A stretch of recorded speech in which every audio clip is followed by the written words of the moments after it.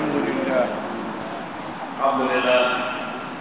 Hidup lagi kita tinggal ke-23 hari bulan Muharram 1431 Hijrah. Untuk itu sama-sama kita bersyukur kepada Allah dan jadikan 5 hidup yang perkara ini untuk kita membela agamanya daripada dicemari dan dinazani oleh mereka yang tidak bertanggungjawab. Tuan-tuan hadirin muslimin yang dikasihi sekalian, kita juga bersyukur kepada Allah.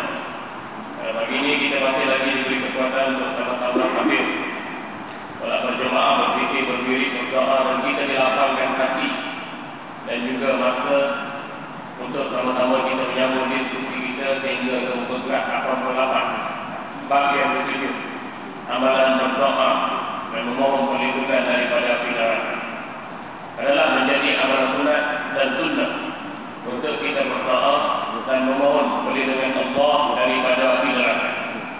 Kita menyebut lepas daripada zikir kita, iaitu Allah ma'ajabna minan nar, sebagai satu sebutan yang mewakili para hadirin atau jemaah yang hadir. Kalau untuk individual kita menyebut Allah ma'ajabni minan nar, Allah ma'ajabna minan nar, maksudnya ya Allah, lindungilah kami semua daripada siksaan api neraka. Kalau kita sebut Allah ma'ajabni minan nar, ya Allah, lindungilah kami daripada siksaan api neraka. Doa ini menjelaskan kepada kita bahawa menjadi amalan sunat dan sunnah untuk kita berdoa kepada Allah agar dilindungkan kita daripada api neraka. Ia berdasarkan kepada ayat-ayat Quran yang banyak.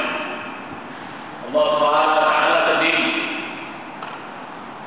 menyebutkan pilihan orang-orang yang beriman dengan lafaz yang di dalam Al-Quran, wa qina adzaban nar,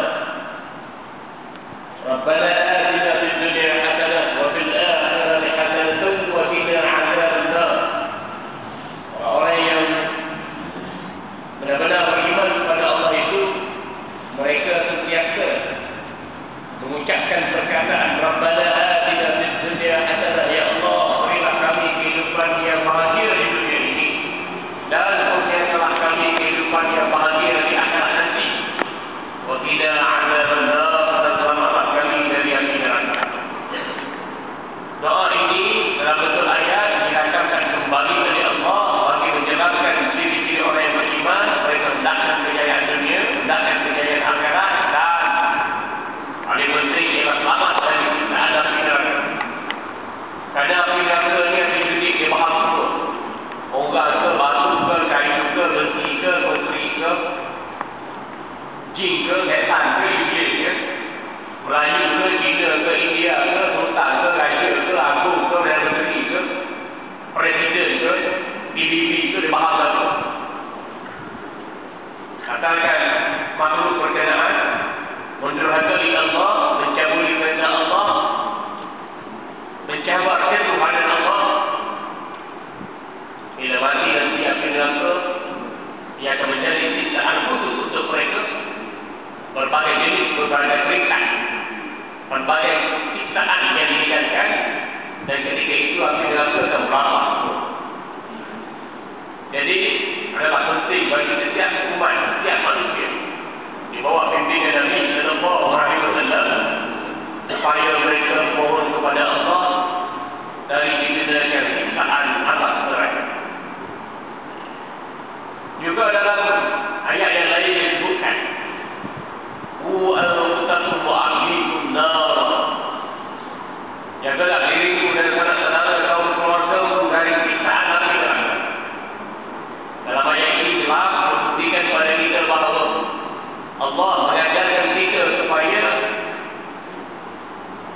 menjaga diri, keluarga dan masyarakat dari mendurhakai Allah, kerana pendurhakaan kepada Allah itu balasannya ialah siksaan api neraka.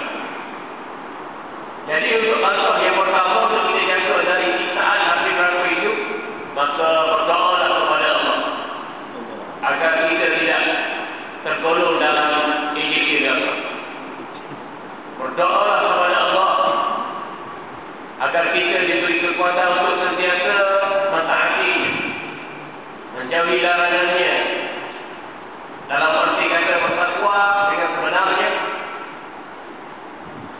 Dan kita pastikan segala ucapan kita, perkataan kita dan apa yang bertamu dalam hati kita itu memangnya berdasarkan kepada perkataan yang benar.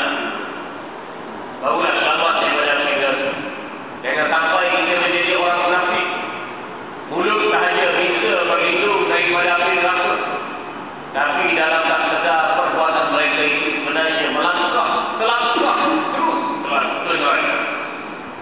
Ini yang menyebabkan kita terpetul daripada perjalanan yang benar. Oleh itu, bersama-sama berdoa sebagaimana doa yang diajarkan oleh Nabi kita Muhammad sallallahu alaihi wasallam. Allahumma ajirna minan nar. Allahumma ajirna minan nar. Allahumma ajirna minan nar. Dalil kepada amalan ini dari sudut hadis Nabi sallallahu alaihi wasallam adalah jelas.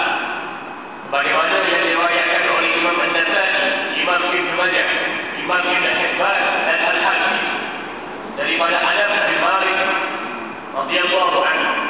Anas bin Malik ini ialah salah seorang sahabat Nabi sallallahu alaihi wasallam dan dia merupakan orang yang Nabi sallallahu alaihi wasallam. Dia dan keluarganya terdiri pada orang miskin, hamba abdi, dan suatu ketika Nabi melewati pasar dan baginda melihat ada sekumpulan keluarga sedang tidur. Lalu Nabi melihat anak kecil itu begitu tulus wajah dan hati, dan kerana kasihan anak kecil dan keluarga berkenan, lalu Nabi sallallahu alaihi wasallam membidak untuk memberi tender yang dikeluarkan bagi sesiapa yang benar memberi keluarga berkenan. Maklumlah, di zaman dulu tradisi perhambaan adalah begitu kuat.